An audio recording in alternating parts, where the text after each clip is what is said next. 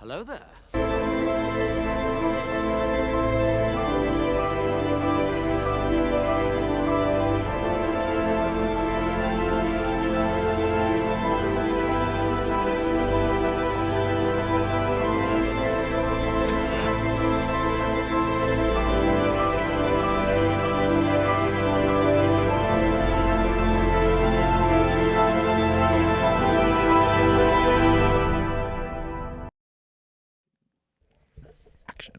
Ladies and gentlemen, welcome to episode 7 of the Screen Guys podcast. I'll be your host today, Austin. I'm Sean. I'm Connor. And we are so very grateful to be here with you guys today. We are going to get into a lot of good stuff today. First of all, we're going to get into Mission Impossible. We're talking about the Mission Impossible franchise because we got the new one, Final Reckoning, coming out on Friday, May 23rd. May 23rd. Or you can see it Thursday here at the cinemas if you'd like. Right on. And then we'll talk about our recently watched movies, TV shows, and then let's start with actually the poster. The poster. It is time for the Prime poster reveal. And I want to put out that I have already seen flack for this poster that I'm going to turn around. Like, people are already bad-mouthing what film this is. So I wanted to do it because I think it's awesome. I hope you guys enjoy it. It's probably going to be like, I don't know. Bad mouthing? Lilo and Stitch? No, because they like that too much. What is it? Oh my gosh. How is that not one of the greatest posters that we've seen of Predator, right? That is so clean. I wouldn't have expected it. That's insane. So this popped up the other day in the mail. Not so much the poster as the film. I've already been seeing people bagging on the film, and I know the biggest thing is they don't like that the Predator's a quote unquote like juvenile, and it's like I think it's a great storyline. You can and again I love the story. First hunt, last chance. Like, from what I've read of the synopsis, this is a juvenile going out on his own to do his first hunt, and if he doesn't survive, like not only if he doesn't survive, like he doesn't come back, but like if he fails, you might as well just not come back. Like it's either you do what you're supposed to do and then you get welcome back, or just exile. Well, they say in the trailer that this predator is hunting something that can't be killed. So my speculation is he's hunting a xenomorph, but that's just because That'd be crazy. There is a Weyland Utanari android in the trailer. Right, yeah. What's her name? Elle Fanning. Elle Fanning. Yeah, when her eyes flash white, you see the Yes. logo and stuff. I'm like, well, xenomorph. I don't know. Dude, okay, I'm just saying, the kneel down with the sword. I mean, And the green blood on the shoulder. Yeah, Oh I my thought the same gosh. thing. The details and insane. The background is the gorgeous.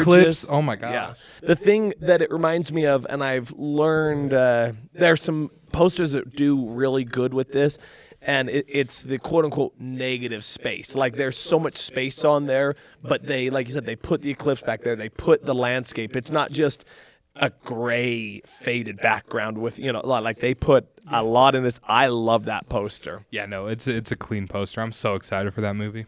And for all of our audio listeners, if you cannot see it, it's definitely going to be on the Spotify and YouTube if you guys want to log in there and check out the poster over there. Honestly, I just want to say, also, what I love about it, it says from the director of Prey. And Prey is my favorite Predator movie. Prey is goated. Oh my gosh. Don't worry, I'll get there. You want to know what comes out in just about 2 weeks? Is it the animated? The that we Predator. reviewed? Oh, I Killer of forgot Killers. about that. Oh, yeah. Mm-hmm. Same director.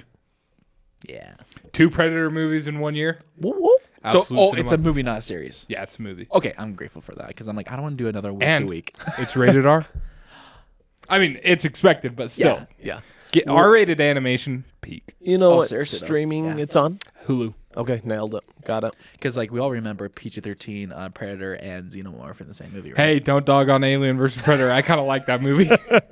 Just saying. The first one. The second one, I haven't seen. I don't know if I want to watch it. I haven't seen it. So, but, all right. Well, thank you, Connor, for the Thank you. Hope you guys enjoyed it. for the poster. For news, we really don't have much. It's been a very slow week. There's just been a couple of recently uploaded trailers on YouTube. Ironheart is one of them. Superman had an official trailer come out. But really nothing much. You guys have anything to say about Ironheart? You guys excited for Ironheart? Guys excited? Just kidding. The only thing that looks kind of cool about it is the suit up. It's no longer nanotech. It's like the actual thing, but I don't know. It just, her character wasn't that interesting in Wakanda Forever, so I don't know. I'll probably look at the reviews before I watch it, but it just seems like more Marvel TV slop. But I don't know.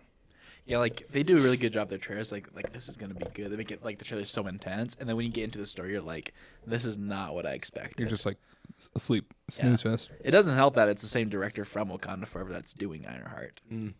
Well, he's producing it. He's not. He's not. Yeah. Oh, Ryan okay. Coogler, yeah. Ryan Coogler is producing it. Gotcha. Nice. But he did do Sinners and Ah. Creed. But And honestly, one of the greatest movies I've seen in a long time. Sinners, yeah. Yeah, I mean, Sinners. Thunderbolts Loki might be better, but I still haven't solidified that yet. They're still tied for me. I don't know Nice. which one's better. Yeah, my thing about Ironheart is, and I think we talk about this all the time. I know Austin and I actually had this discussion in regards to a Star Wars universe. At what point do you stop making something just to be making something? You know what I mean? Because, and no disrespect, but you just kind of got to sit there and wonder, like, did anybody specifically ask for Ironheart? Did somebody at Marvel, like, be like, man, I think this would be really awesome, or like, we have the perfect casted character? Like, if you're just making something to make something, it better be absolutely worth making, and I just don't feel like they have been for a while. Yeah, I know that they really, really want to do the Young Avengers eventually, and Ironheart is part of the Young Avengers. And here's the thing: after watching Thunderbolts, we have no need for it. We really don't. We have the new Avengers. Yep, we don't need Young Avengers. We can call them Juvenile Avengers. That's fine. I guess. But I could use more Haley Steinfeld, honestly. Just saying. Yeah. She was really, really good in Hawkeye. Dude, I love Hawkeye. Hawkeye goated. All right, but yeah, that's pretty much everything we have for news. Like really, really slow, like I said before. If that's everything, then let's get into Mission Impossible. Get into the franchise rankings, and this is how it's going to go down. I'm going to say the movie. It's not going to be in order. I'm just going to say a random Mission Impossible movie, and we're going to go around the table, and everyone's going to say what they have it ranked from 1 to 7. Does that sound good? Nailed it. Got it. Locked and loaded. All right. Let's start off with everyone's favorite, MI2. 7. I have it at 7. This is also 7 for me. I do want to say, and I believe Austin and I had talked about this, there are parts of it that I did enjoy when, spoiler alert if you haven't seen it, when he puts the mask on the villain's like henchman and he ends up killing his own henchman because you can see that his fingers cut off. Like, I thought that part was awesome. Like, it's it's my least favorite of the series, certainly, but it is kind of funny because, to be fair, all the others are really good in comparison, like regardless. So, but yeah, I'm going to be honest. I've seen it like once all the way through. yeah. And it's just like super confusing. Like maybe it's just because I was young while watching it, but I just like I recently did a rewatch the start of this year of the entire series, but I skipped 2 because I just have no want to actually watch it. But one of these days I need to go through and watch it because I do have all the movies on 4K Ultra HD. There we go. Hashtag Dang. physical media. I We picked love that it. bad boy up for like $40 on eBay. Nice. Best purchase ever. MI2. I think I'm the same boat with you, dude. I think I've only seen it once. It's just uninteresting. Yeah. But here's the thing. You got Tom Cruise with the motorcycle. You got Sebastian Stan in Thunderbolts with the motorcycle. Got Arnold Schwarzenegger. And I was wondering where you were going with that. these guys got aura. I'm just saying. They do. Saying. But that's all I think is good on MI2. I have nothing much to say about it. The beginning where he's free rock climbing in southern Utah was Yeah. cool as well. The opening scene. Until he like grabs the glasses and throws them away in slow motion. I'm like, what? Bum, bum, bum, bum. Yeah, that's Yeah, I mean, I don't know. okay. Anything else about MI2? No. Let's move on. Yeah, let's keep going. Mission Impossible 1. Oh, just the original. The original. Number 6. That's where I have it. Oh, no. Oh, okay, gotcha. Sorry, I'm Bro, like I caught thinking off guard high for a low. second. I'm actually right there Yeah. with you. Mhm. We are all at 6 with It's MI1. good for the start, but like it just doesn't have the same. It's good. It's a good like slow burn of a thriller, but it's not like as big bold action movie as the other ones. But it's still really good for the time, and Yeah. like the twist at the end was really cool. It was a really cool twist. And the scene where he's in the like I don't even know where it's at, but he's like kind of going down on the rope, and it's like he can't make any noise. Yeah, that's that a cool scene. is very good. Yes. Fun fact. Now, it almost hurts me to say this. It's not in perfect prime condition, but about probably a year ago, maybe I told you guys this before, I found in a box here the original Mission Impossible poster. No way. Really. And it was like indoors, like stowed away, so it's not sun bleached. It was folded, so that's why it's not perfect condition. Yeah. But like almost brand new. You've got the creases in it, but otherwise like prime condition original poster. Wow. I kid you not. So now that it's 8, but I almost said 7 part 2. It's 8. It's its own standalone now. Now I've got the original poster and the last poster.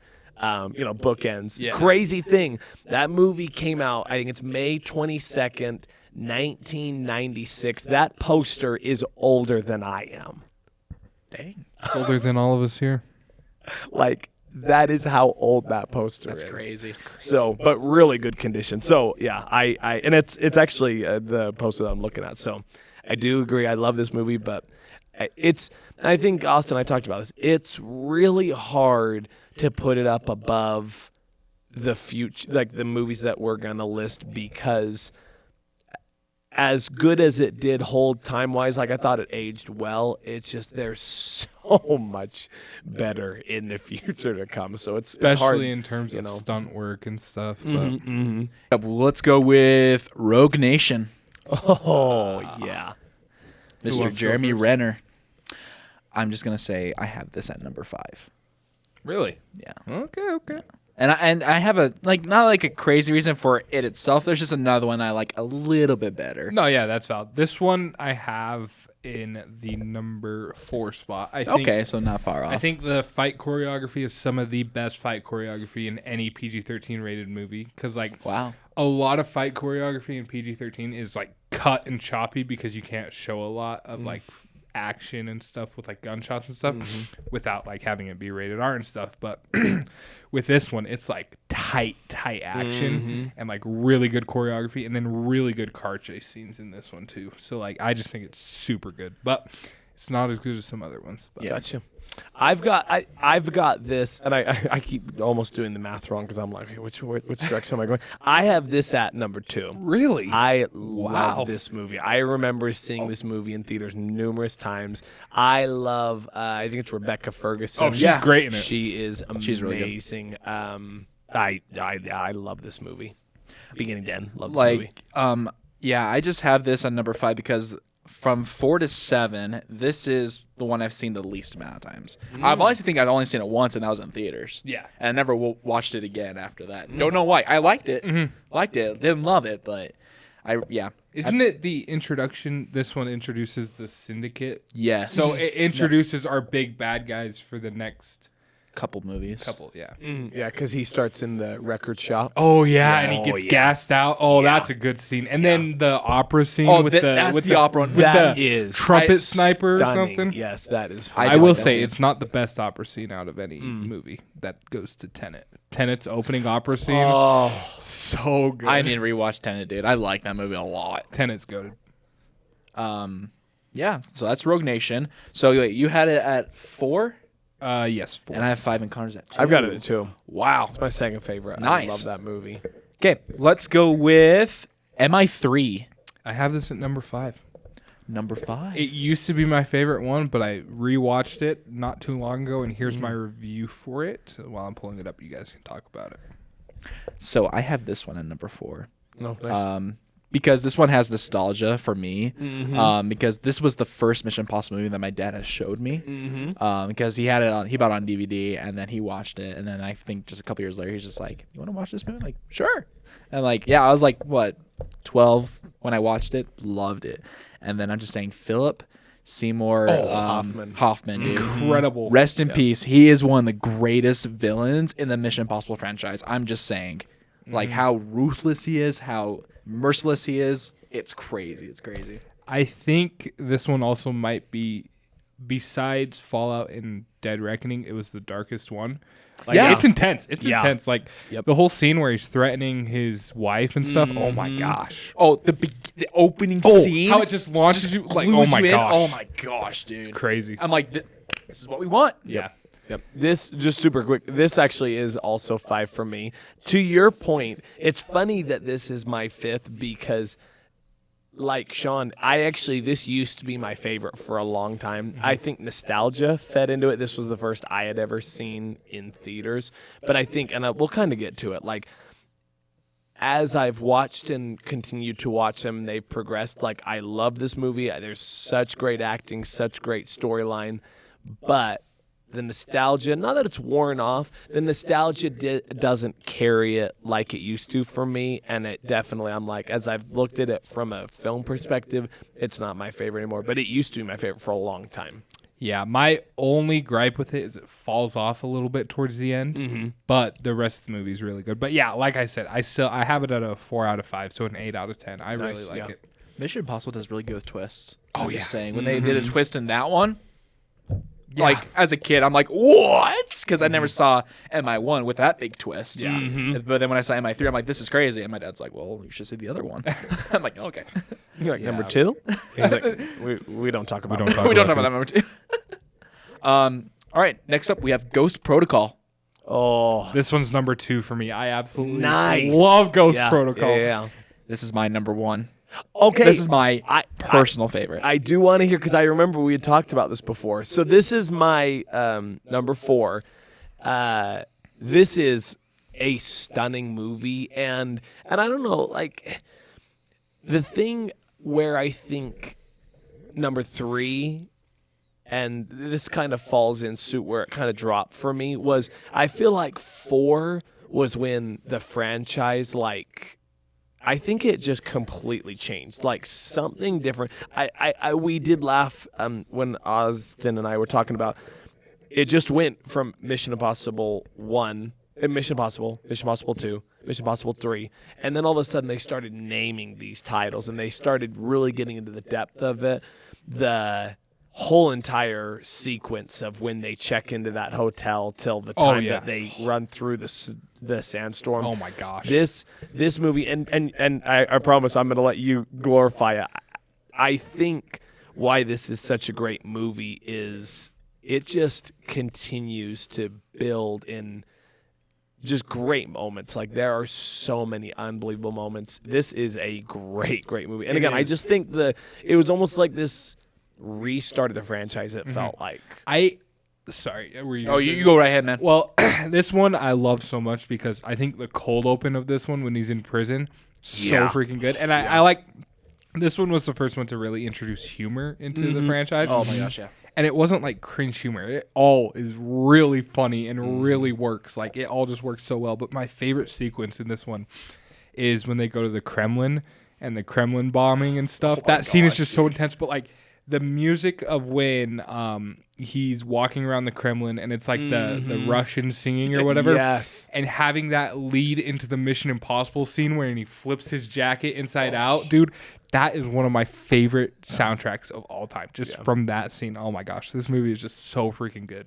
Like, honestly, like, you said pretty much everything I wanted to say, especially with the comedy. Oh, yeah. Benji, dude. Oh, he I is love the Benji. GOAT when it comes to comedy and Mission Impossible, especially in this movie. Yeah. Going back to the Kremlin, where they have, like, the big screen. Oh, yeah. And his face comes on the camera. For like 2 seconds. It's like, oh, shit. he's gonna like tackle Yeah. him. Yep. Oh my gosh. I'm just saying, like, what got me, I'm a big action guy. I love action movies. But man, when you get the good mix of action and comedy in there, dude, like, you got me real good. 100%. And then like, oh my gosh, the disguise he had in the Kremlin, dude, like you were saying, it was just so good. And this one is just so much fun. Like Yeah.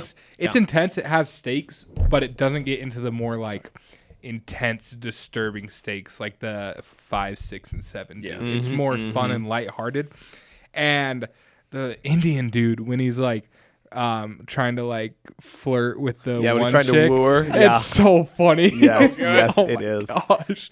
Like, this was the first Mission Impossible movie I saw in theaters. Really? Nice. Yeah, this was my first one, and I just loved it. Like, when he was on top of the tower, like, with his gloves, Yeah, like, it's so going cool. off Oh, this And tower. man. it malfunctions, and he has to do Dude, it without I the was gloves. stressed Yeah. out. dude. Yeah. And when he falls the first time, like he jumps to get in, but he hits his head. Oh my gosh, It was bro. so good. Like, I was 13, turning 14 when that came out. Wow. And so I was stressing out, and I'm just like, I'm afraid of heights. Yeah, personally. yeah. And I'm like looking down, I'm like, dude, I'm scared. Like, Yeah. I'm not even in the movie.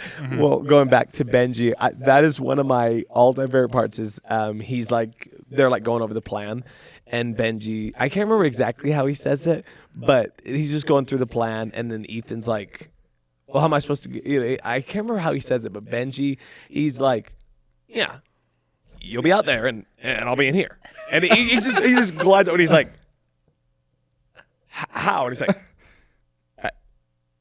"You'll be out there, and I'll be in here." Like the humor is so gold in that yeah. movie. Not to mention, it's directed by Brad Bird, who did Incredibles, Which is nice. crazy. which is Yep. awesome. Yeah. But yeah, Ghost Protocol. That's my number one. I love Yeah, it This so is much. such a great movie. Okay, let's talk about Mission Impossible: Dead Reckoning, This one's my number the 3. most recent one. It's number 3 for me. This is my number 3. This is my number one, Really? and not Oh, heck only yeah. not only because it's the newest. I just loved everything about this movie. I don't know where you gentlemen sit on this. The Rebecca Ferguson, Ilsa Spoilers. Faust. Ahead if you haven't seen. Yes, thank you. Sorry. Spoilers if you haven't seen this movie. Spoilers. 2 years ago. So Talking about Drake Hardy. And what? He's Shout out. never seen them, and he's watching them all now. to Oh, get ready nice. for the I'm next glad one. he is. Yeah, good for him. Shout out. Spoiler. So, okay. In that case, you know what I'm referencing. Yeah. Yes. That didn't bother me. It didn't bother me. I know a lot of people it did. Yeah, there's just like, and it's kind of funny because I feel like I say this about a lot of movies. I don't have any particular like one or two or list of things that make this my favorite.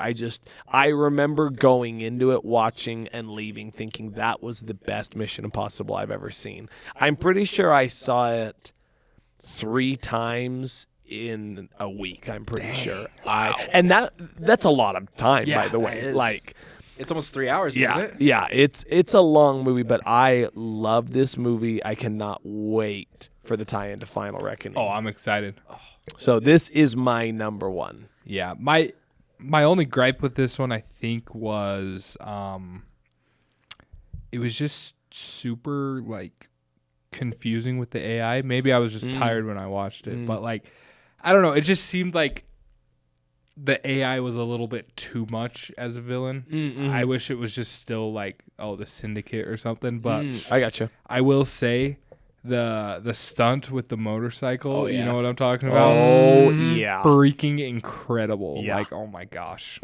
But yeah, it's a good movie. I have it at a 9 out of 10, but Man, like Mission Impossible, when they advertise, they know what to advertise. They I mean, know they're what to show. advertising the big stunt big in this stunt. next one, and we all know Yep. what it is. Yeah. Yep. Like it's oh my gosh, this one's really good. With the AI, I also got confused. I watched it twice. Yeah, I need to watch it again. And the second time I had a better idea of the AI. I'm like, okay, I can work with that. I was the same way with you. I was like, with you, I'm like, it's fine. But at the second time watching it, I did not have any problems with it. The train scene towards the end, yeah. Oh, that is Gosh. amazing. And I know a lot of people think that that's maybe a little too much. I loved it. Like, Yeah. Well, I mean, we all see everyone considers Fallout the best one, and the helicopter scenes in Fallout are way over the top. So Oh yeah, like practical effects are out the window. So, but yeah, Dead Reckoning. Highly good. recommend it. So good. Freaking good. About the last thing I promise on on the train, and I'm a little blurry because it's been, God, I don't think I've actually watched it since it was in theaters. Also 2 years. But on the train, when I'm trying to think of what happens, there's a part where he's like, okay, I need to jump, and he's gonna jump, and then Haley Atwell wraps her arms back around him. He's like, I need to jump. I like you said, the humor in these movies is so well written. It's an impressive aspect to me for sure. When they're in Italy and you think he's gonna get the nice sports car, but gets like the tiny Oh, little. yeah. And like the sports car drives away, and then it's Oh, I love that movie. Love it, love it, love it. All right, and to wrap up this conversation, we have Fallout. This is my number one. Yeah. My number 2. So good. I This freaking is- Henry Cavill, the freaking arm reload. dude. Oh, the arm reload. That bathroom fight scene is one of the greatest fight scenes ever Yes, made. yes. it's That's so my good. favorite Mission Impossible scene of all time. And is I that will bathroom scene. say, if you watch the Blu-ray of it, there is an IMAX aspect ratio change in it. I don't know if you guys Really? know what IMAX like ratio changes are with the aspect ratio and stuff. But like, so let's say you're watching Christopher Nolan movie. A lot of them have IMAX ratios on the Blu-rays. So like, you'll be watching a scene and you have the black letterbox bars, but then when it goes to like a scene where they used IMAX cameras to film it, it would fill up the whole screen. Right. And so with Fallout, when they're about to jump out of the plane for the Halo drop scene, which is practical, they actually did that. As the door opens up from the plane, the ratio shifts to the full screen. Oh, And they I've use, seen yeah, that. they use IMAX cameras for that scene, so it takes up the whole screen, and it's just, Nice. oh my gosh. I love movies with IMAX ratios in them. Like, oh, so Interesting. good. I'll have to So, pay attention. for Didn't that. Catching Fire did the same thing? So it had like Yeah, the black Catching had Fire, like the yep. black boxes until she got into the arena, and then just slowly went Full screen, yep. full screen. I love when they do that. It's Watch awesome. Tenet. Tenet's Blu-ray Yes, has some I crazy I good have ones. seen that one. Yes, I have seen people talk about it. So the Blu-ray release for Sinners will also have the IMAX ratios. Awesome. Oppenheimer does, The Dark Knight and The Dark Knight Rises does, Dunkirk, basically almost all of Nolan's movies. Dunkirk. Good. I love that movie. Oh, sorry. It's Dang yes. good. Yes. Very underrated. Really quickly, this is my third, by the way. I had to Okay. put that in there.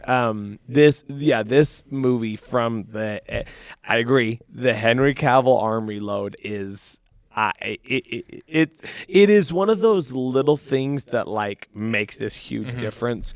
Yes, this movie from top to bottom, especially, like you'd brought up. I love when you don't fully know where it's going, and then all of a sudden, spoiler, but I won't say it, where they end up going at the end and who's there, and then the storyline of, what they've got to do. That movie is so good. The part, this is a little bit of a spoiler, but I'm going to say it anyway. No, it's too much of a spoiler. Never mind. I was going to say something about a phone. It's really cool. This movie is so good. My top 3, I really had to battle on this one because those 3, for me, being Dead Reckoning, Rogue One, Fallout, like I could almost change all of them. Like I could put Fallout at 1 because I love that movie, but then I remember how much I love Rogue Nation, and then I remember how much I always, love like, Dead Reckoning. flip-flop. Yes, and I'm Yeah. like, you know what? They all can just be number 1. That's how I am with Fallout and Dead Reckoning. For me, Fallout and Dead Reckoning honestly like tie. Yeah, they're- because I love those two so much. And then Ghost Protocol, of course, is my favorite.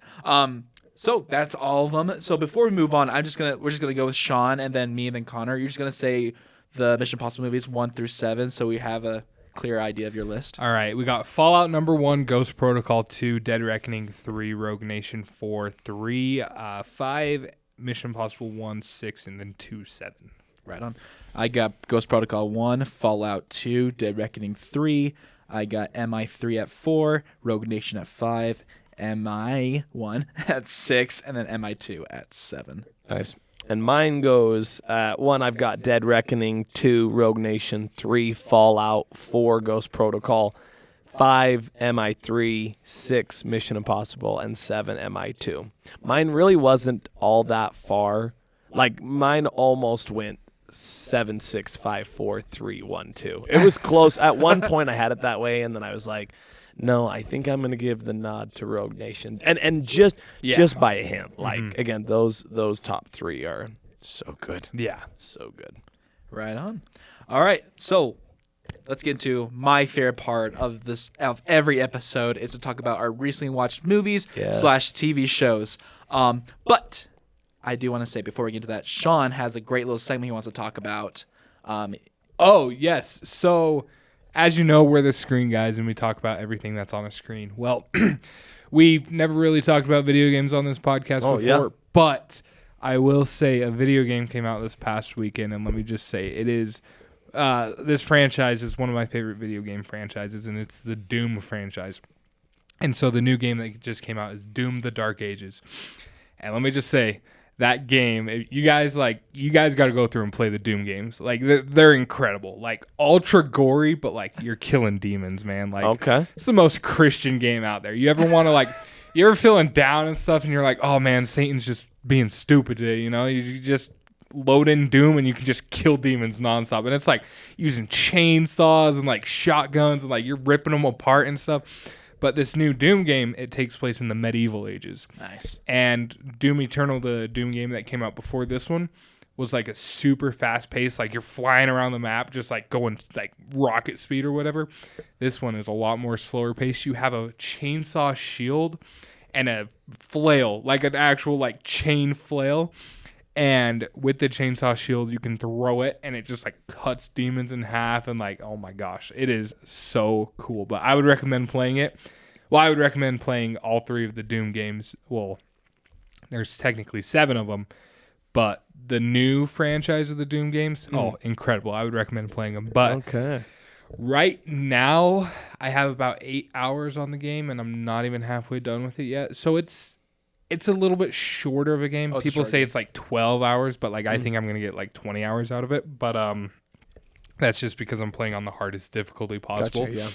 But right now, I would say it's my second favorite of the new trilogy. I would rank it going from first to last. Doom Eternal, then Doom: The Dark Ages, and then Doom 2016. But yeah, they're all really good. Super cool environmental storytelling, super cool set designs, like really freaking good graphics for when they came out. But yeah, I recommend playing them. I think they're all free on Game Pass, so if you have an Xbox. Oh, nice. You got an Xbox. Yeah, count me in. Doom: The Dark Ages literally dropped day 1 on Game Pass. So count me in. Yeah. Dang. Yeah. So it's like for free. Well, you're paying for Yeah, Game it's Pass. free, but like I don't have an Xbox and I didn't want to play it on my PC because like my PC is not as powerful as my PS5. So I bought the $100 premium edition. Dude. Worth it. I got to That's play the it key. 2 days early. Worth it. Nice, Worth dude. it. So are you like this game is probably I never played Doom by the way, but this game is probably like way off. But is it like it's probably not like Dark Souls? So the new one is kind of like it. Okay. Because there's a parry system in the new one where you have to like block and parry, but the rest of them aren't really like Okay. They're shooter games. Like they're shooters. Okay. I would say Doom 2016 is very much like Halo. It's not like a Call of Duty one where you're aiming down sights. Like you just have like a reticle on your screen and you can't aim down sights or anything. But then Doom Eternal, I would say it's kind of its own thing. It's a lot like 2016, but like crank the speed up of 2016 by like 2%. I mean, double.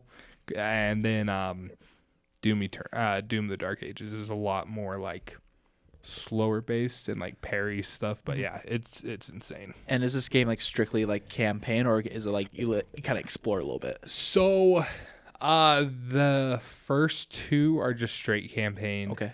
The Dark Ages is also campaign, but it's very big levels, so they're very open. It's not open world, which I like because honestly, I'm not a big open world game fan. But yeah, they're really good. The 2016 had a multiplayer.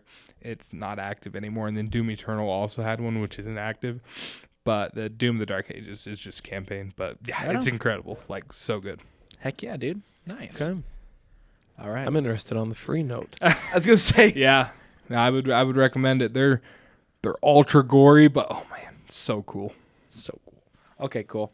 All right, now let's get into the recently watched TV shows / movies.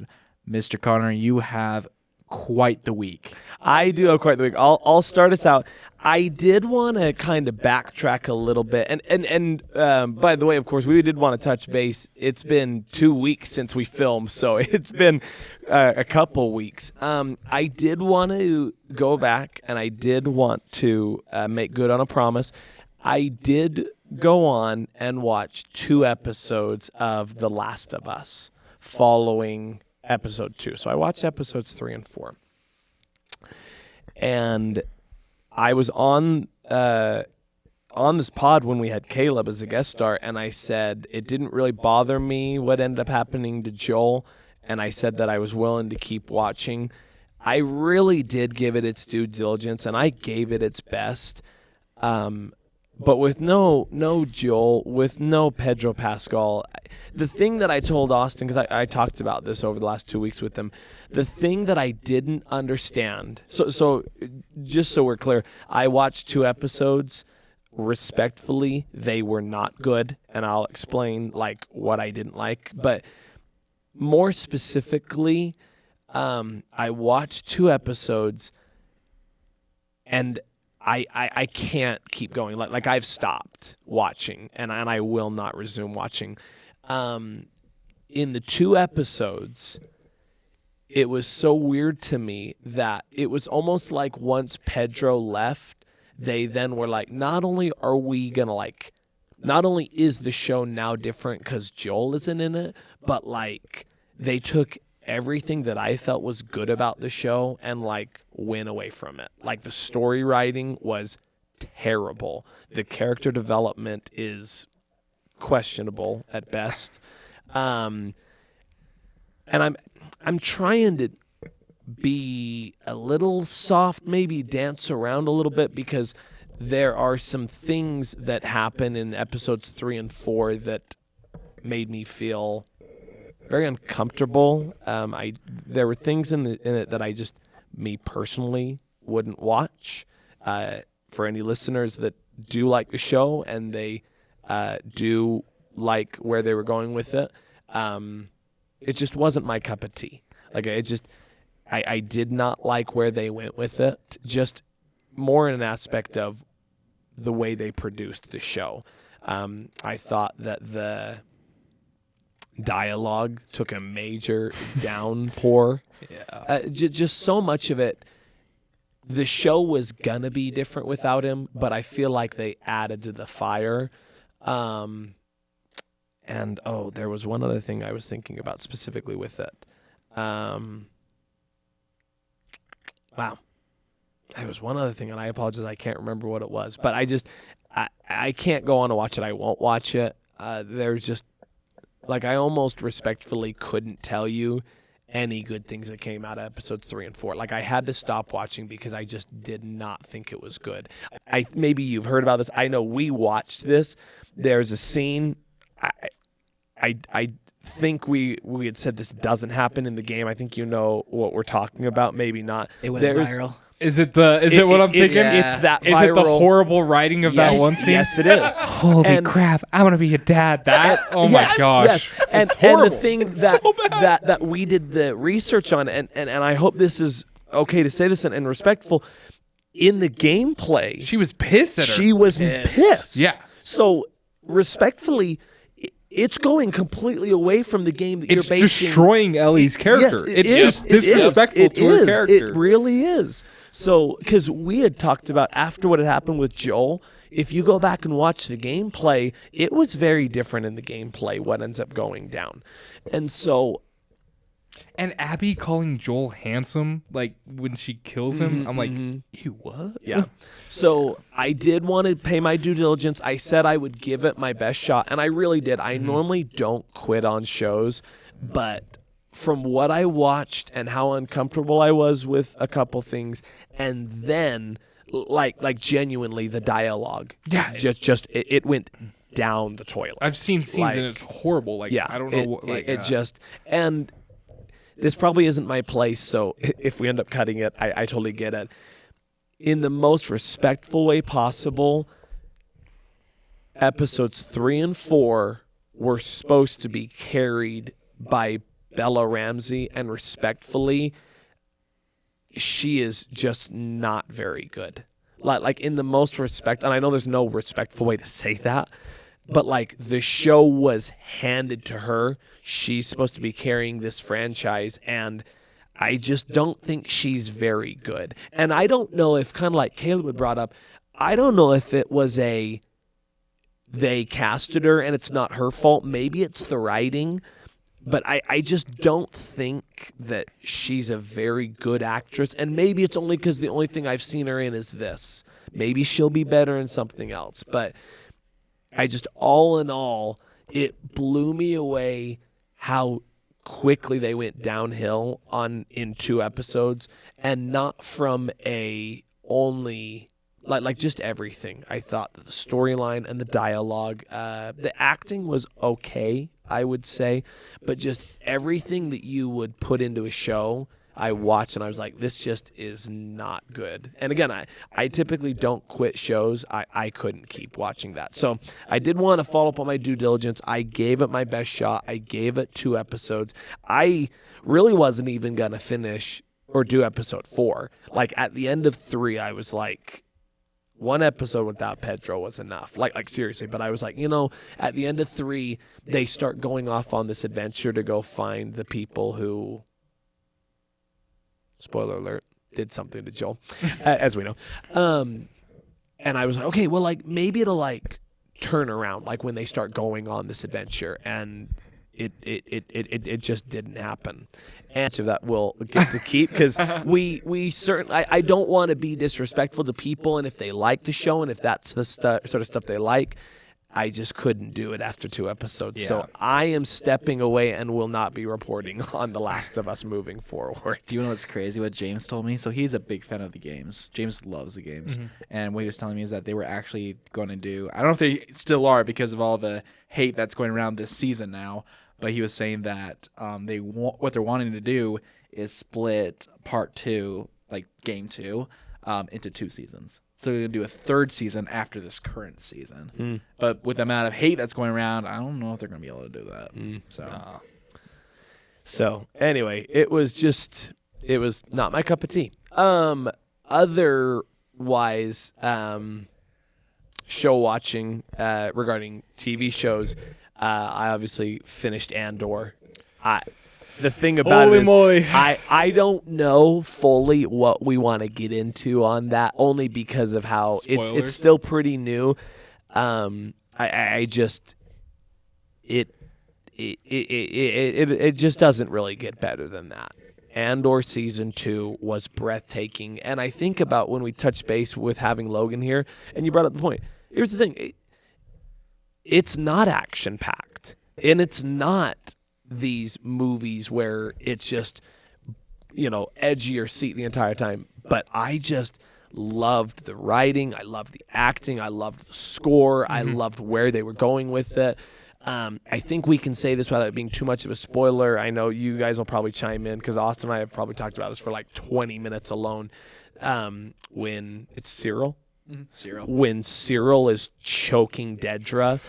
The thing that intense. that I can say without spoilers really, that I've talked about with Austin a lot, is this series shows what the Empire truly was and what it did to people, both in and out. Absolutely remarkable choices made on how to display the Empire.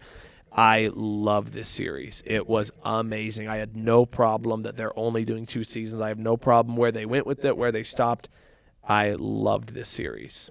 I actually finished it today. Oh, yeah? And I immediately want to watch Rogue One again, just because like it makes you actually love, like I always loved Cassian's character, but it makes you love him that much more. And like the last 5 episodes actually set a record for being the highest rated, longest running episodes. The last 5 are all above a 9.5 on IMDb. But What does IGN say? they actually gave it like a 9, I think. I didn't check because I don't care. Yeah, screw Sorry, IGN. I got But read that by was IGN, bait. by the Sorry, way. that when was we're so let me just say, freaking episodes 7, 8, 9, 10, 11, and 12, some of the best TV I've ever seen in my life. Yeah. And I will say, this might be a hot take, Andor season 1, 2, and Rogue One create the perfect Star Wars trilogy of all time. Even, this is a hot take, even better than the original trilogy. However, Empire Strikes Back is still the best Star Wars movie. But if we're talking about full trilogies, Yeah. the Andor Rogue One trilogy is perfect without flaw. Wow. Okay. Hot take. But I'm going to rewatch Rogue One, and I guarantee you I'm going to bump it up to a 5. I have it at a 4.5 right now. Oh, it's on Letterboxd? What, Rogue One? Yeah. No. Sorry, Andor. I was thinking No, it's Andor. not. Well, Andor's not, but I found it's like a short, it's like the special look of Andor season 2, so I Yeah. logged it as for Andor. Nice. But yeah. Sorry, my mind was on Andor at the No, moment. Andor's a perfect 10 out of 10 series. Like season 1 and 2 are both 10 out of 10s. Like it's Are incredible. amazing. So that is where I'll step off on Andor. I know we'll talk more about it. It was amazing though. So regarding my film watching, this is kind of two-pronged, two parts of kind of this past 2 weeks. I had a family member who had a surgery and they were homebound for practically the last 2 weeks. So I've watched a lot of movies. That's kind of prong one, and prong two is that I finally downloaded Letterboxd. So I'm on Letterboxd, and because I am on there, I really wanted to start to fill out my repertoire to kind of give people a feeling for where I am on my movies and how I rate them and what I like. So I'm going to go through, again, I'm going to hit these. There are some that we have talked about really recently. It's actually going to be interesting. You'll understand when I go through this. But first movie I wanted to hit that I watched, Moneyball with Brad Pitt. I know you've seen it because we've talked about it. Have you ever seen the movie Moneyball with Brad Pitt? So it's a true story based on the early 2000s Oakland Athletics baseball team. And they have a budget of $38 million. And Which is not a lot. yeah, the highest team in the league at the time is the New York Yankees, and they have a payroll of $124 million. So this is ultimate David versus Goliath, and it's the story of how they use analytics and statistics. And spoiler, but I mean it's history, so you can go look it up. They won 20 straight baseball games, and that's the longest record, still to this day, longest record in baseball history. Wow. And baseball, like the New York Yankees, I believe, are one of the original franchises, and the New York Yankees were founded in 1903. Like, baseball is the oldest sport in American history. So Moneyball, I gave a 5 out of 5. Love that movie. I do not have enough good things to say about Moneyball. It's Brad Pitt, Jonah Hill is in it, Philip Seymour Hoffman, Chris Pratt is in it. The casting, just everything. I'm a big sports guy, but I feel like, and you correct me if I'm wrong, I feel like even if you aren't a sports guy, this is a movie that you can just love because of weirdly enough, the character development. Like, there is character development, and the story follows Billy Beane, the general manager. And his story is, it's amazing. So Moneyball, 5 out of 5. I then watched Top Gun Maverick, 5 out of 5. Loved it with the heart. I did want to read my review of it. The casting was spot on, and the return to the big screen for Maverick was life-changing. The cinematography, score, and practical effects were all masterclass jobs. And that's really been a theme of mine as I've started reviewing on Letterboxd. There is so much more to a movie than was I just entertained. Like, entertainment is the name of the game, but making good cinema is different than entertaining someone, in my humble opinion. I then watched The Fall Guy. Nice. 5 out of 5. Liked it with a heart. This movie takes my breath away every time because the practical effects are absolutely amazing. The on-screen chemistry of Ryan Gosling and Emily Blunt is amazing. I Love this movie, of course. Next movie, and this is going to be my hot take. It's a movie called Meet Joe Black. 5 out of 5. Liked it. It's got Brad Pitt. You haven't seen it, correct? I remember I talked to you. Have you ever heard of it? So it's this story. Brad Pitt. It's 1998. So this is young Brad Pitt. Brad Pitt, there's this guy played by, like, Brad Pitt's the character, and he meets this girl at a coffee shop, and they, like, connect, and he really likes her, and then he ends up dying. And death itself, like death, this sense, right? It takes over Brad Pitt's body, and he lives this guy's life, and he finds this girl, and it's death, and he falls in love with this girl, but her dad is death's next, like, person that he's going to take to the afterlife. It sounds super weird. Let me read you the most important part of my review, and it's the first line.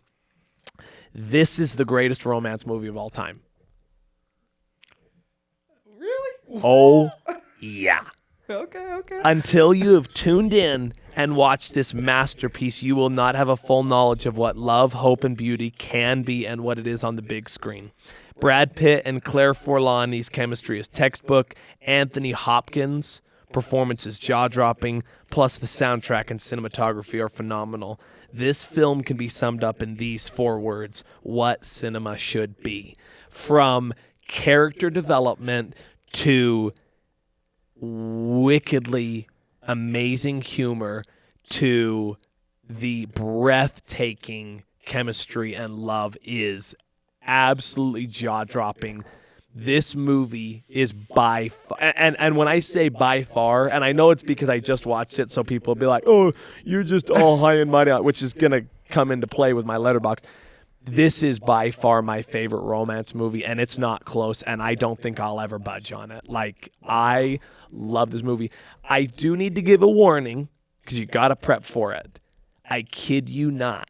It is 3 hours long. Yeah, I saw that runtime. Period. I was like, what? Dot end. And I mean, like, you know how sometimes you see movies runtime and then you're like, oh, well, they didn't include the credits, blah, blah, blah, and, you know, blah, blah. No, it's 3 hours. It is 3 hours of on your edge, breathtaking. What is Brad Pitt going to do next? I will forever champion this movie because it is by far my favorite romance movie I've ever seen. I love this movie. Have you seen The Notebook? Have you seen The Notebook, About Time, 500 Days of Summer, Pride and Prejudice? I'm sorry, I'm just naming off all these goated ones. I'm telling you, I've seen a lot of these. You have to watch this movie. 3 hours is a long commitment, man. Oh, I'm telling you, it will be the best 3 hours you spend of your life. It is amazing. But I could just watch La La Land 1.5 times. Yes, yes, you could. Yeah, and that would be 3 hours, and that would be the best 3 hours of my life. Okay, if you want to put it, if you want to view it that way, I definitely respect it. I am telling you, this movie, like, and here's the other thing about it. And I need to go back and rewatch it. Like, I'm already ready for a rewatch. That's what I'm saying. That's what I'm saying. I could rewatch this movie. I could watch this movie every day for the rest of my life. It is amazing. I am telling you. I can't even do that with La La Land, and I love La La Land. Meet Joe Black. 1998, Brad Pitt, 5 out of 5. Liked it with a heart. That's not even a strong enough word. Liked it with a heart. Greatest romance movie I've ever seen, far and away, not even close. Is it? But what about Lisa Frankenstein? No, I'm just kidding. Yeah. Oh, yeah. I love watching the shadow of human body parts flailing around. What did you rate, Lisa? I have it at a 4 out of 5. I love that movie. I've never Yes, seen it. you It's do. so freaking good, bro. He loves that I've seen movie. that movie like 5 times. Yes, I you love have. it so much. Meet Joe Black. You'll thank me later. Is it streaming anywhere? We watched it on Prime. Prime, okay. I have I have to add that to my watch list. I was mid-movie. I kid you not. I was mid-movie, and I ordered it on eBay. Mid-movie, huh? Mid-movie. The Blu-ray? Blu-ray. How much you pay for that bad boy? $10. Oh, worth it. By the way, the other reason I love it so much is, here's what's crazy about it. I went from this is my favorite my favorite romance movie I've ever seen to I am never watching this movie again to 20 minutes later, this is the greatest movie I've ever seen. You don't know where it's going. You don't know what's coming next. If anybody wants to watch it, call me anytime and I will find a way to watch that movie. I love Meet Joe Black. Moving on. I did what you were saying you were going to do. I dove into Rogue One. And when I say immediately, I mean I finished Andor and then I went to work and then I watched Rogue One when I got home 5 hours later. Like, Rogue One is obviously 5 out of 5. Loved it with a heart. I know people are sitting here going, oh, this guy's only done 5 out of 5 reviews. Here's my thing about this, though, by the way. I don't watch movies that I didn't love. Like, I don't rewatch them very often. Like, it takes a lot for me to watch a movie that I'm like, oh, I guess I'll just watch a movie to be rewatching a movie. Like, it takes a lot out of me. Rogue One, 5 out of 5. Next, I watched Pearl Harbor, and I don't really know why I watched it. One thing I did there's a couple things I wanted to touch base on with Pearl Harbor. Number one, the casting is amazing. Ben Affleck, Josh Hartnett is in it. Julie Garner? Yes. Jennifer Garner. Jennifer Garner, thank you. I know. I was like, that's not right. Jennifer Garner's in it. Alec Baldwin. The casting is excellent. I started it, and I was kind of just going to have it playing in the background while I was cleaning and doing a couple of things. I looked over at my screen. I saw the very first opening 2 minutes, and it caught my attention so much of how beautifully filmed this movie was that I stopped it and then decided to just listen to music. And then when I got done with my work, I sat down and watched it. Like, it demands you to watch all the cinematography. I love this movie. I shouldn't say love because I gave it a 3.5. I didn't like it. If it's not 5 stars for me, I just have a hard time giving it a heart. Like, I know it says liked. I kind of view it differently. Like is very generic. Yeah, so, exactly. Yeah. It depends on what you think. Yeah. It So is. this was 3.5 from me. Fun fact, and this is just a personal connection. My first cousin, 3 times removed. I know that sounds lame, but I'm telling you, it's awesome to me. My first cousin, 3 times removed, was Captain Mervyn Sharp Benyon, who was the captain of the USS West Virginia that sunk at Pearl Harbor. So I know. So he was. They don't mention him in the movie, but a cool piece of family history. Like, he was a captain of a major military ship, so I thought that was really cool. I continued, and I did a lot of pairing movies, and it'll make sense when I get up to some of my other movies. Following Pearl Harbor, and it probably was only like 2 hours later because this was a day that I wasn't working. After I finished Pearl Harbor, I watched Midway. That came out in 2019. Great movie. Off the top of my head, I remember Aaron Eckert's in it. Woody Harrelson's in it. Luke Evans is in it. Nick Jonas is in it. The main guy, ironically enough, is it's like Ed Skrein or something. It's someone I haven't heard of. There's other people I'm missing. This movie, Midway, is based on following the events of Pearl Harbor. Dennis Quaid's in it, yes. Following the events of Pearl Harbor, the Japanese were looking for another island that they could overtake and get closer to the U.S. mainland. There's Patrick Wilson. Mm-hmm. Patrick Wilson's an intelligence officer, and they're getting kind of these codes. They're like, we think they're going to take this island Midway, and had the Japanese taken Midway after the Battle of Pearl Harbor, not that long after Pearl Harbor, they would have been able to set up base and take off from this island, and they would have been able to hit the west coast of the United States during wartime. Like, that's obviously the only time that's ever happened was in 1776. Like at the very, very, very beginning. So the Battle of Midway is not very well known, but it was a turning point in World War II. This movie is a 5 out of 5 with a heart. This is my all-time favorite war movie. Nice. I love Midway. It's breathtaking. It is so good. I love that movie. Following Midway, I'm not going to talk too much about this because I want to piggyback off of when Austin's going to talk about it. I watched Emma with Anya Taylor-Joy. It's a Regency era movie. It came out in 2020. I just kind of wanted to overview what I thought was interesting about it, and then I'm going to piggyback off when we talk about it, if that's all right with you. So this movie came out about 2.5 weeks before COVID started, and so it wasn't very well advertised because people kind of weren't going out all that much, and then it got its screen time cut short because of COVID. I gave it 3 stars. I really do enjoy this movie. I've got notes of things that I love from it specifically. But it's just like on my Letterboxd, I said, this movie is just pure enjoyment. I will say that the first half was a little slow for my liking, but it really picks up and is pure gold in the second half. The second half of this movie is so good. And I'll talk about that more later. Sticking in that era, I love Pride and Prejudice and zombies. I know a lot of people did not care for this movie. And by the way, Mr. I haven't seen it yet. If you like Lisa Frankenstein, I think by default you have to like this movie. Really? It's Pride and Prejudice time, but there's a zombie apocalypse. Okay. It has Lily James. She's really the only one that I really recognize from the cast.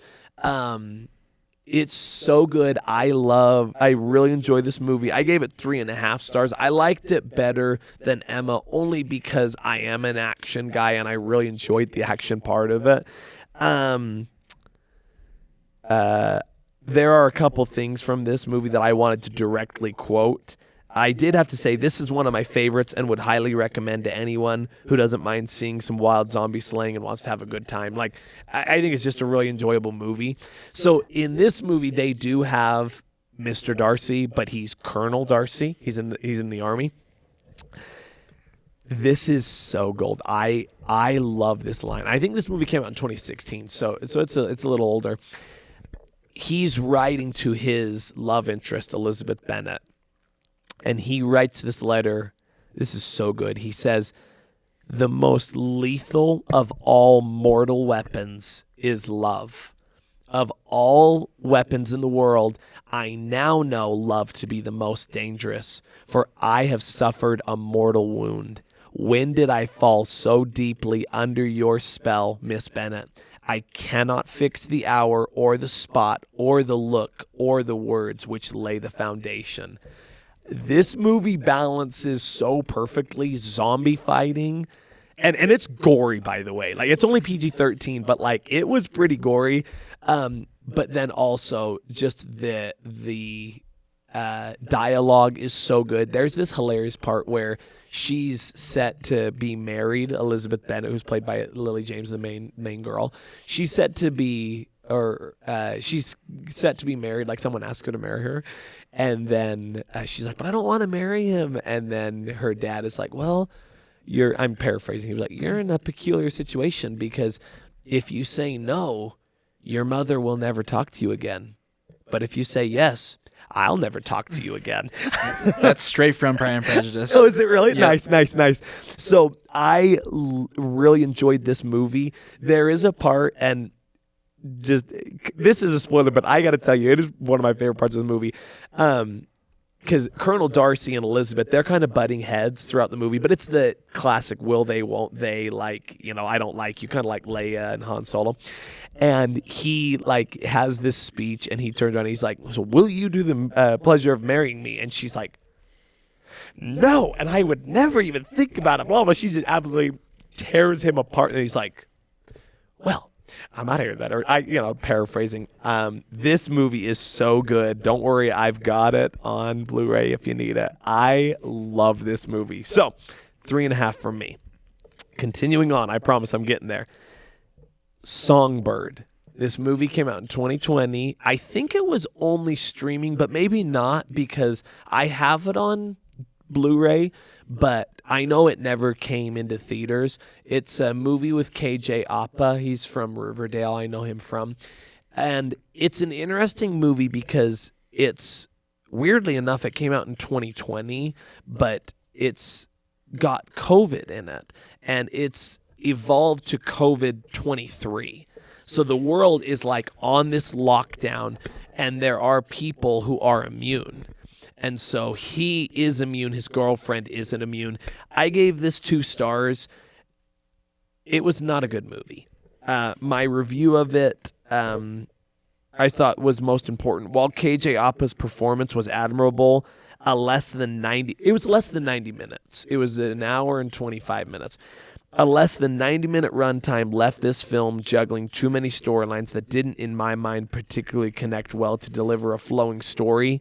The idea/concept of this movie was really good, but the execution was not. So that is proof I don't love all movies, and I don't. There are plenty of movies that I don't love. After Songbird, because after I finished Rogue One, I had to keep going. So I did watch the original trilogy. I did watch 4, 5, and 6, all 5 stars. I love all of them. You know this.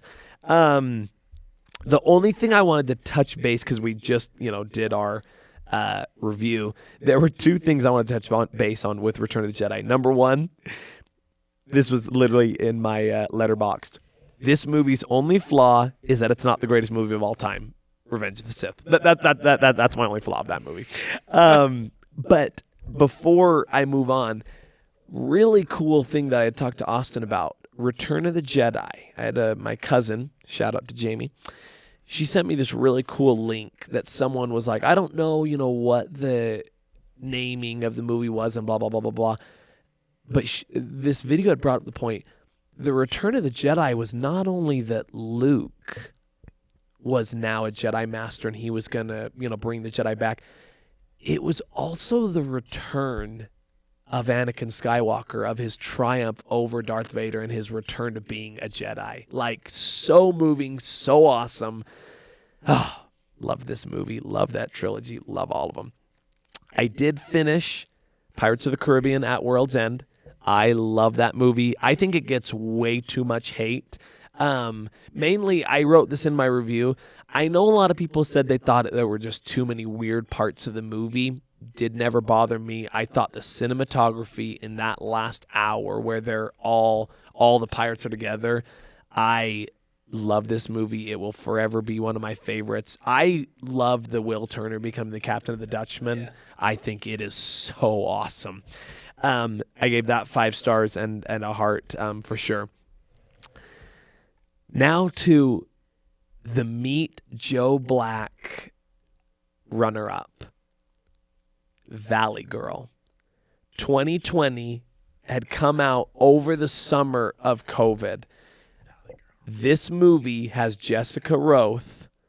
She's the main girl. I love Jessica Roth. She's from Happy Death Day 1 and 2. She's the main girl. This movie, Valley Girl, I will get you the disc. If you love La La Land, this is my La La Land. It's a musical based on this mom telling her story to her daughter of when she was in high school and her heartbreak. It has everything I want in a romance movie. This is my review. This movie is easily top 3 of my favorite romance films. I have loved this movie from when I first saw it in 2020 and love it even more every time I put it on. Jessica Roth is stunning and absolutely owns the show. The music is fabulous and the choreography is poetic and beautiful. You can't talk about romance movies without mentioning this film. It is so good. I was cleaning the house because a couple of my family members went on vacation, so I wanted to clean the house before they came back. I put the TV at full volume, and they go back into the 80s. And again, it's this mom telling her story. It's a musical-based love story. It has the highs, the lows. If this is my Meet Joe Black, my Valley Girl is right there. This was my favorite until I watched Joe Black 2 weeks ago. I love Valley Girl. I kept the original poster. I have it on Blu-ray. I could watch this movie over and over and over. I love this movie. 5 stars with a heart. Then I finished just 2 quick finisher-uppers, and they were not very good, so luckily I can just skip. Well, not skip, but I can hit them really quickly. First movie was a movie called Overdrive. This came out in 2017. I gave it 2.5 stars. In my review, I said, and it really is, this film is a mixture of Fast and Furious, Italian Job, Need for Speed, and Gone in 60 Seconds, but not nearly as good as any of them, and not even close. It's a story about a couple of brothers. They're going to steal some cars from this rich guy, and it's fine. Like, the main guy is Scott Eastwood. I think is his name. It's Clint Eastwood's son. I think it's Scott Eastwood. And then Ana de Armas is in it as well. Yeah, it was fine. Like, nothing special. And then today, I also watched this movie, Voyagers. You guys ever hear or see Voyagers? So I put this on because I was cleaning and I wanted to keep adding to my repertoire, and I had never seen it, so I wanted to see what it was. It's a really good concept. It's about, did you guys ever see Passengers? No, I have not. So it's like Passengers. The world's ending. Surprise, surprise. I feel like a lot of movies are really focusing on that. Anyway, this movie came out in 2021, by the way. I gave it 2 stars. It's the world's ending, so they are going to send this spaceship to this planet that they found, but it's 86 years away. So they're going to send these teenagers. So while they're on the ship, they will reproduce. And then I really didn't quite get the math of this. I thought this was not very good writing, which is why it kind of was 2 stars for me. The planet that they're going to, which, by the way, they don't have any proof it's inhabitable. They just think it's inhabitable from studies they've done. Okay. Anyway, but it's 86 years away. And so, like, the crew that's on there, they're teenagers, and they're like, your grandkids are the ones who will land and who will inherit this planet. And I was like, 86 years away, like, I get that they won't be there, but, like, they sat there, and I was kind of like, they really stress, your grandkids will inherit this planet. And it's like, what about their children that are, like, if, let's say they had a child day one that they left, their child would be 86 when they landed. Like, there would be plenty of people, but, like, they never say your children and grandchildren. They're like, your grandchildren this, your grandchildren that. And I was like, your math is off, so you're an idiot. But anyway, that's all right. Anyway, it wasn't a good movie. Like, it just was not. And my thing about it that I've talked about before, and I guess it's just where I stand, I don't like movies based on teenage characters. I just don't think that's a recipe for success, because I just don't think that they're intriguing enough and a marketable enough character. I'm not saying you can't market it to teenagers that'll be like, oh, those are teenagers. Like I'm not saying that. What I'm saying is, I just don't think people like watching teenage aged characters. You know what I mean? And that's what this is. Colin Firth is like their mentor, that he goes on the ship with them, and they're like, you're gonna die, like, while they're there, you know that, right? And he's like, yeah, that's fine. But probably, like, spoiler, a half hour into the movie, he dies, and the rest of the movie is just them kind of arguing on this spaceship, thinking that there's this alien, and there really wasn't, and it was not a good movie. The only guy I recognized from, well, there's 2 guys. One I recognized, I don't even know his name. He played Jan in the Gran Turismo movie. Okay. He's the main guy. And then the other guy, remind me his name, he plays Cyclops in the newer X-Men movies. He's also the main guy in Ready Player One. Oh, I don't remember his name. I can't remember his name, but those are the 2 guys I recognize. But, like, the casting was mediocre. There weren't really anybody interesting. I just had so much gripes with it because of just how poorly it was written. Like, it just was not a good movie. I would not recommend it. Again, I gave it 2 stars. I gave it 2 stars because the way I look at movies is I say if a 5 is perfect, I would say a 2.5 is average, like right in the middle. This was not an average movie. Like, it just was not very good. There were some cool concepts and ideas, but just not a good movie. So that was what I got to over the last 2 weeks. I definitely am going to slow down. I just wanted to build my repertoire on Letterboxd. But I had also told Austin this. I have not seen a movie in theaters since I watched Thunderbolts April 30th. I have not watched a brand new movie in theaters in May. You didn't go watch Clown in a Cornfield? I did not go watch Clown I need to go in watch that. Cornfield. Dude, apparently Final Destination is doing really It's got good a right 3.4, now. dude. Yeah. Really? It's Nice. the highest rated Really good. Final Destination movie. Nice, gotcha.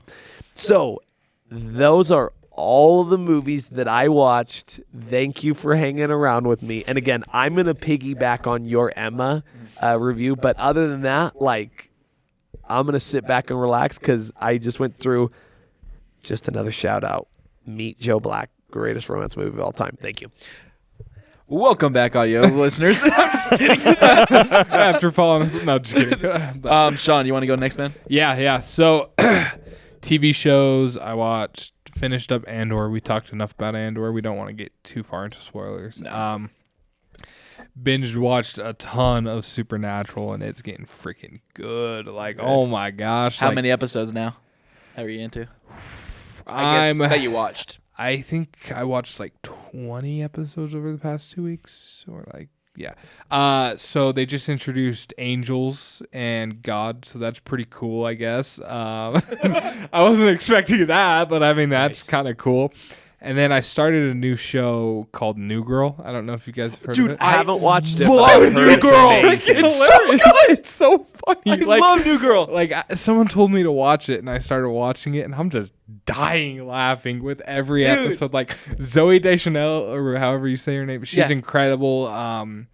What's his name? Nick. It's like oh my gosh. What's his name? It's like Jim Johnson. Jake Johnson. Jake Johnson. Yeah. Oh my gosh. Yeah, dude. he was Spider-Man Yep. in Into the Spider-Verse. Yeah. Peter B. Parker. No, that show is freaking hilarious. I'm almost done with season 1. I've just been binge watching it. It's so funny. Dude, okay, when you get to season 2, there's a certain character that's like one of my favorites of all time. You'll get into it. Okay. But, oh, New Girl's so good. It's so good. It's like, I wouldn't say it's my favorite comedy TV show right now. That's still probably Brooklyn Nine-Nine. It's up there, dude, for me. so good. good. But yeah, that's about it for TV shows, I think. Yeah.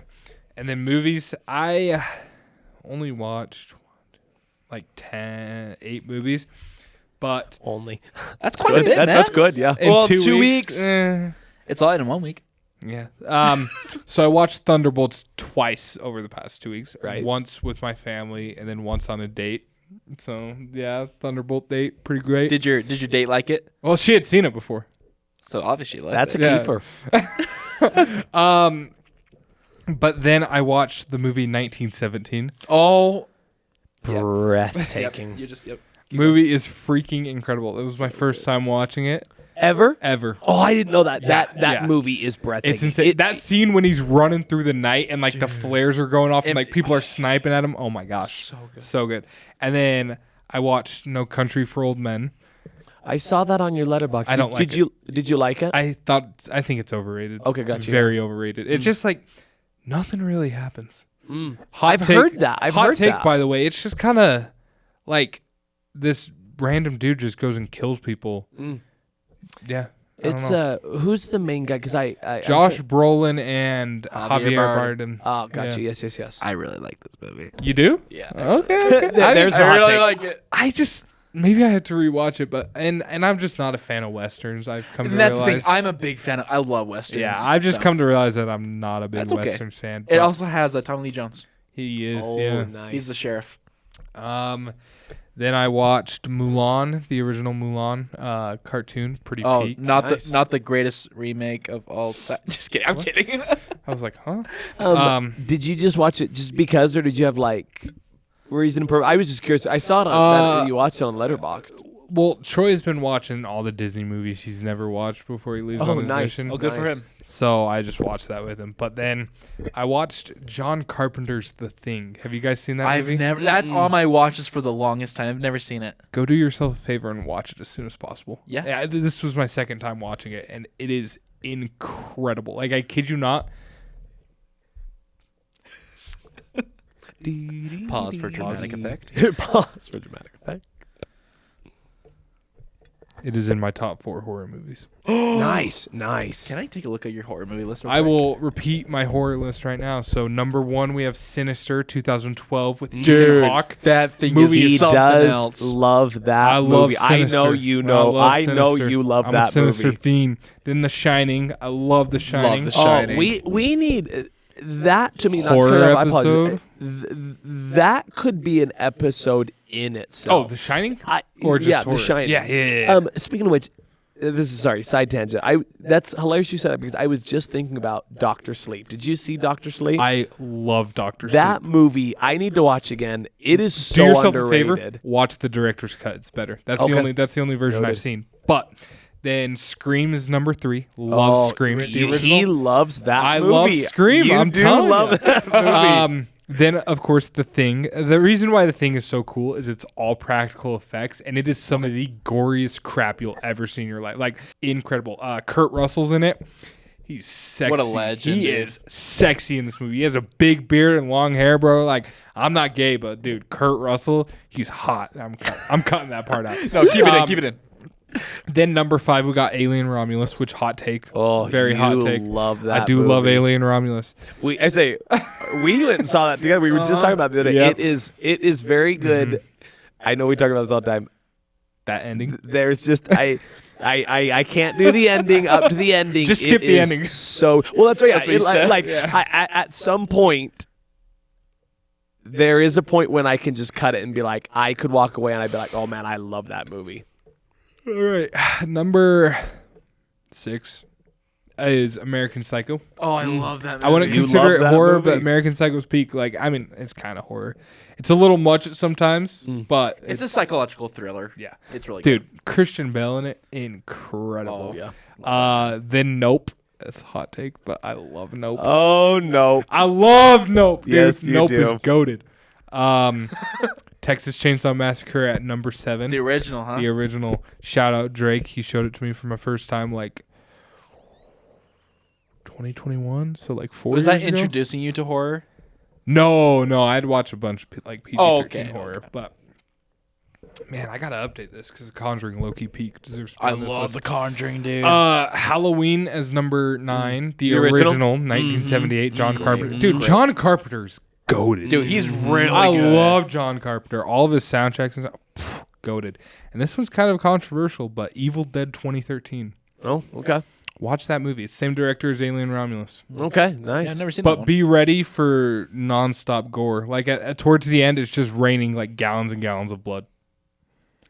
Yeah, like, And this chick Noted. takes a chainsaw to a deadite and just like cuts it in half. It's crazy, but it's like it's a zombie, so it's okay. You Oh, know? okay, nice. I That's like not- it. like my brother and I, we went with our sister to go see Evil Dead Rises that came out a couple years That ago. movie is scary, dude. We're just That movie's scary. The cheese grater, bro. What's the thing? All the blood is happening at the end of the movie. We're just like nothing. We can't say anything after that movie. No, Like, yeah, what did I just watch? I love these movies. Like, I love Evil Dead 2013. I close my eyes for most of it because it's gross, dude. It's a great freaking movie. Like, oh my Noted. gosh. Shout out Drake. It's one of his favorite movies. He showed it to me one night, and I was always hating on it because he showed me the opening scene, and I'm like, this just doesn't look good. Like, I was hating on Evil Dead. But then one day he finally convinced me, and I'm like, this movie's probably so evil and all this stuff because it's literally Evil Dead. And as I'm watching it, I'm like, yo, wait a minute. It's actually kind of peak. And like, and I kept getting into it. I'm like, yo, what? Like watching like this though, because it's like, it's gross. Yeah. Like there's so, like, I can't watch that all the way through. I have to close my eyes and stuff. But yeah, dude, it got me to go back and watch the original Evil Dead movies, which by the way, Evil Dead 1, don't recommend watching. It's pretty messed up. Evil Dead 2, peak. That Okay. should be on this list, actually. This list needs to be updated. But then Army of Darkness, which is the third Evil Dead movie, probably like it's not even horror.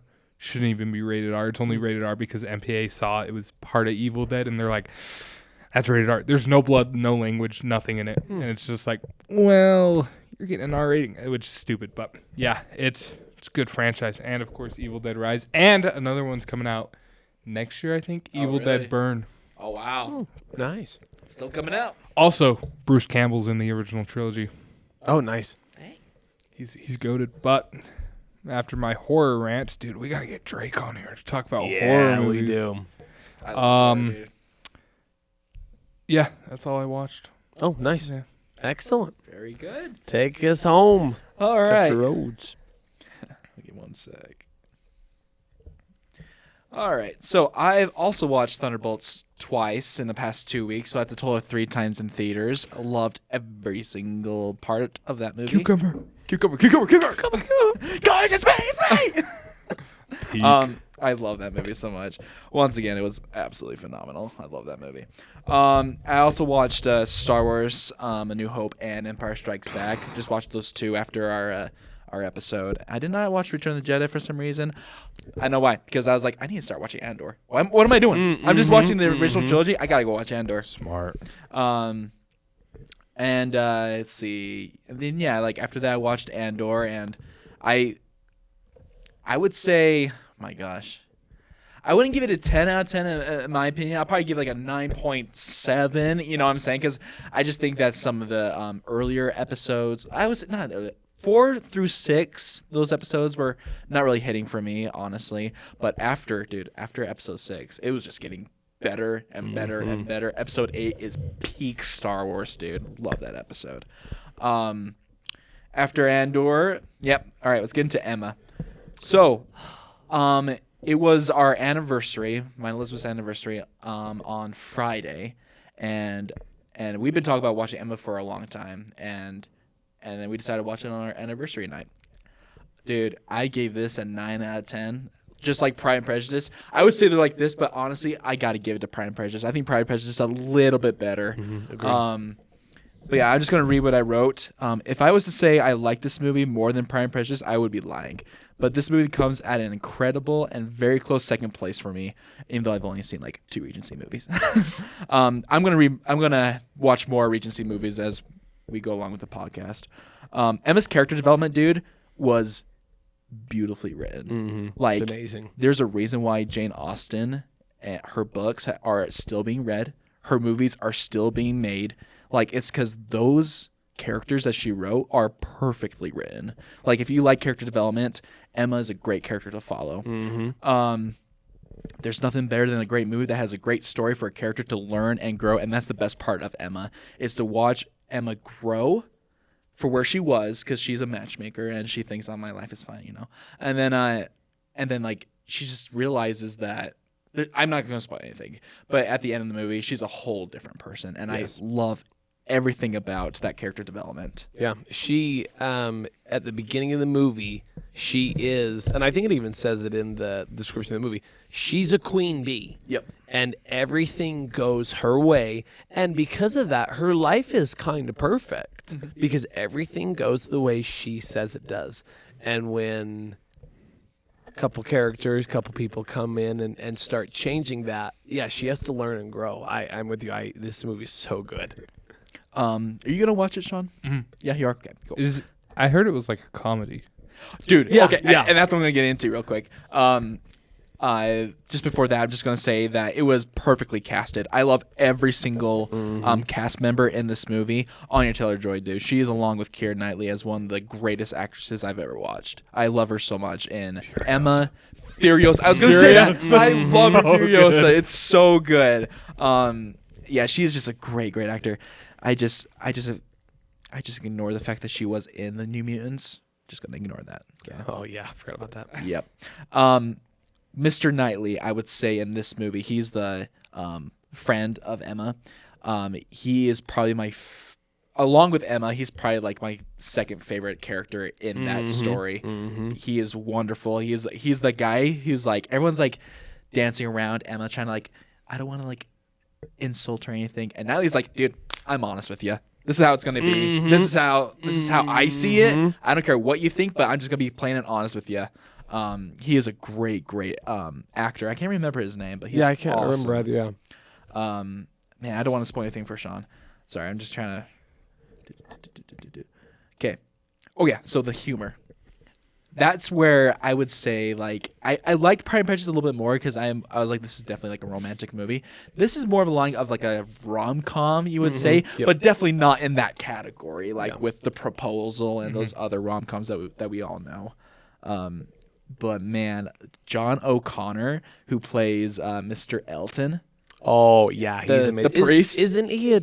Oh yes. Yeah, that's right. I was thinking of the. My word. This is so embarrassing. I'm mixing up Pride and Prejudice and Zombies in this. I almost was like, isn't he the Doctor in Doctor Who? No, that's in Pride and Prejudice and Zombies. Sorry. Yes. But yeah, like as Mr. Elton, every time he is on that screen, I am laughing, like out loud laughing. Like the first time you see him, you're laughing because then he's kind of like a Mr. Collins in a way, like that kind of humor. He's just like very awkward. Boiled potatoes. Iconic line. But yeah, I'm definitely gonna watch this movie again. Like I would, along with Pride and Prejudice, I'm just a Regency man, I guess. I love these movies, man. I highly, highly recommend. I think you'll like it. Have you seen Jane Eyre? No. Movie Pete. I've heard it's amazing. Yes, it's like my mom's favorite movie. Shout out Emily's. Like my Emily, my mom. Emily, my mom. Yep. Elizabeth actually took my Letterboxd and she put on my watch list all the Regency movies that I need to watch. And there's like 15. Dude, you need to get Elizabeth on Letterboxd. Oh, I think she has one. She's just never on it. We'll work on that. So Dang it, shout out to Elizabeth. Get a Letterboxd. Come on, Elizabeth. Can I piggyback on Emma? Go right ahead. Emma quickly. So, and this is going to be so interesting because I don't know why this is probably my favorite part of the movie. And I feel like I can tell you this without it being a spoiler. So there's kind of a group of characters. So they go on this picnic and they're going to play this game. And I'm telling this story because this is my favorite part of the movie. I just think it is so good. They're going to play this game where you can say one very interesting thing, you can say two somewhat interesting things, or three very dull things. But you have to choose one of the options. So there's this sweet lady. Her name's Miss Bates. She's awesome. She is so awesome. She's like, is she a widow? I can't remember. She's never married. She's not married. Yeah. So she lives with her mom. Yeah. So she's older. She's not like old. She's probably like, I don't know, 40s. Yeah, 40s. But she is hilarious. Love Miss Bates. So she's like, well, I'll do three dull things. And Emma looks at her. And again, Emma's this queen bee. She says whatever she wants. And she looks at her and she says, and when have you ever stopped at three? Like absolutely roasts her. Yeah. Then Mr. Knightley, the one who tells her the way it is, he absolutely later on, individually, it's just the two of them, he absolutely just tears her a new one, tears her apart. She is so taken aback and it hits her so hard because all movie long she fights it. Mr. Knightley is the one who does the rebuking, and that's her guy. That is her person. She fights it all movie long that he's her person.